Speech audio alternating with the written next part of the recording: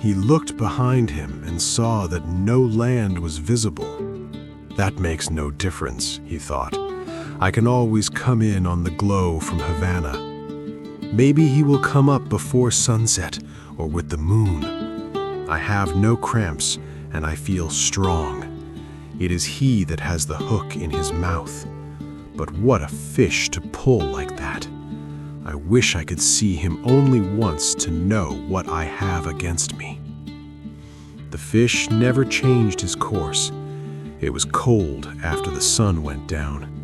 He tied the sack that covered the bait box around his neck so that it hung down over his back, and he cautiously worked it down under the line that was across his shoulders now. I can do nothing with him, and he can do nothing with me, he thought. Once he stood up and urinated over the side of the skiff and looked at the stars and checked his course. They were moving more slowly now, and the glow of Havana was not so strong, so he knew the current must be carrying them eastward. I wonder how the baseball came out in the Grand Leagues today, he thought. It would be wonderful to do this with a radio. Think of what you are doing. You must do nothing stupid. Then he said aloud, I wish I had the boy to help me and to see this. No one should be alone in their old age, he thought, but it is unavoidable. I must remember to eat the tuna before he spoils in order to keep strong. Remember, you must eat him in the morning, he said to himself. During the night, 2 porpoise came around the boat, and he could hear them rolling and blowing. They are good, he said. They play and make jokes and love one another. They are our brothers, like the flying fish. Then he began to pity the great fish that he had hooked. He is wonderful and strange, and who knows how old he is, he thought. Never have I had such a strong fish, nor one who acted so strangely. Perhaps he is too wise to jump. He could ruin me by jumping. But what a great fish he is, and what he will bring in the market if the flesh is good. He took the bait like a male, and he pulls like a male, and his fight has no panic in it. I wonder if he has any plans, or if he is just as desperate as I am. I wish the boy were here, he said aloud, and settled himself against the bow, and felt the strength of the great fish through the line he held across his shoulders. My choice was to go out to find him beyond all people in the world. Now we are joined together, and no one to help either of us. The fish made a surge that pulled him down on his face and made a cut below his eye. The blood ran down his cheek a little way, but it coagulated and dried before it reached his chin, and he worked his way back to the bow and rested against the wood. I wonder why he made that surge, he thought. The wire must have slipped on the great hill of his back. Certainly his back cannot feel as bad as mine does, but he cannot pull this skiff forever, no matter how great he is. Fish, he said softly, aloud, I'll stay with you until I am dead. When the sun had risen further, the old man realized that the fish was not getting tired. There was only one favorable sign. The slam of the line showed he was swimming at a lesser depth. That did not mean that he would jump, but he might. God, let him jump, the old man said. I have enough line to handle him. Fish, he said, I love you and respect you very much, but I will kill you dead before this day ends. A small bird came toward the skiff from the north. He was a warbler, and the old man could see he was very tired.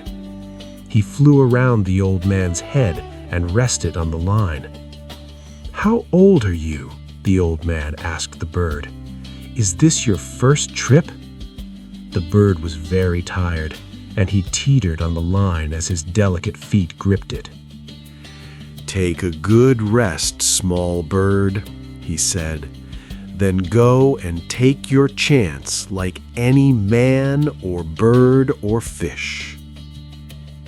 Just then, the fish gave a sudden lurch that pulled the old man down to the bow and would have pulled him overboard if he had not braced himself and given some line. The bird flew away, and he felt the line carefully with his right hand and noticed his hand was bleeding. Shifting the weight of the line to his left shoulder and kneeling carefully, he washed his hand in the ocean. The cut was in the working part of his hand. He knew he would need his hands before this was over, and he did not like to be cut before it started. "Now," he said, "I must eat the small tuna." He knelt down and found the tuna under the stem. He put one knee on the fish and cut strips of dark red meat from the back of the head to the tail. "I don't think I can eat an entire one," he said. He could feel the steady, hard pull of the line, and his left hand was cramped. "What kind of a hand is that?" he said. "Cramp then if you want. Make yourself into a claw. It will do you no good." He picked up a piece of tuna and put it in his mouth and chewed it slowly. It was not unpleasant. "How do you feel, hand?" he asked the cramped hand that was almost as stiff as rigor mortis. "I'll eat some more for you." "I wish I could feed the fish," he thought. "He is my brother, but I must kill him and keep strong to do it." Slowly he ate all the strips of fish. "God help me to have the cramp go," he said, "because I do not know what the fish is going to do. What is his plan," he thought, "and what is mine?" His left hand was still cramped, but he was unknotting it slowly. "I hate cramps," he thought. "It is a treachery of one's own body." Then, with his right hand, he felt the difference in the pull of the line. "He's coming up," he said. "Come on, hand, please come on." The line rose slowly and steadily, and then the surface of the ocean bulged ahead of the boat, and the fish came out. He came out unendingly, and water poured from his sides. He was bright in the sun, and his head and his sides were wide and colored a light lavender. His sword was as long as a baseball bat and tapered like a rapier, and he rose his full length from the water and then re-entered it smoothly like a diver, and the old man saw the great scythe blade of his tail go under, and the line started to race out. "He is 2 feet longer than the skiff," the old man said. He was trying with both hands to keep the line just inside of breaking strength. He knew that if he could not slow the fish with a steady pressure, the fish could take out all the line and break it. "He is a great fish, but I must convince him that he is no match for me," he thought. "I must never let him learn his strength, nor what he could do if he made his run." The old man had seen many great fish. He had seen many that weighed more than 1,000 pounds, and he had caught 2 of that size in his life, but never alone. Now, alone and out of sight of land, he was tied fast to the biggest fish that he had ever seen and bigger than he had ever heard of, and his left hand was still cramped. "I wonder why he jumped," the old man thought.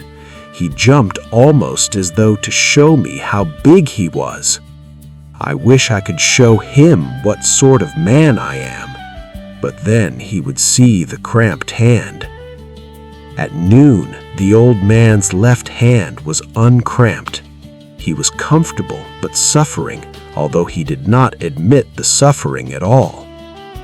"I am not religious," he said, "but I will say 10 Our Fathers and 10 Hail Marys so that I can catch this fish, and I promise to make a pilgrimage to the Virgin de Cobre if I catch him." Christ, I did not know he was so big. "I'll kill him, though," he said, in all his greatness. "Although it is unjust," he thought, "but I will show him what a man can do and what a man endures. I told the boy I was a strange old man. Now is when I must prove it." The 1,000 times that he had proved it meant nothing. Now he was proving it again. "If you're not tired, fish," he said aloud, "you must be very strange." He felt very tired now, and he tried to think of other things. He thought of the big leagues, and he knew the Yankees of New York were playing the Tigers of Detroit. "This is the second day that I do not know the result of the Juegos," he thought, "but I must have confidence, and I must be worthy of the great DiMaggio who does all things perfectly." "Do you believe the great DiMaggio would stay with a fish as long as I will stay with this one?" he thought. "I am sure he would, and more since he is young and strong." Also, his father was a fisherman,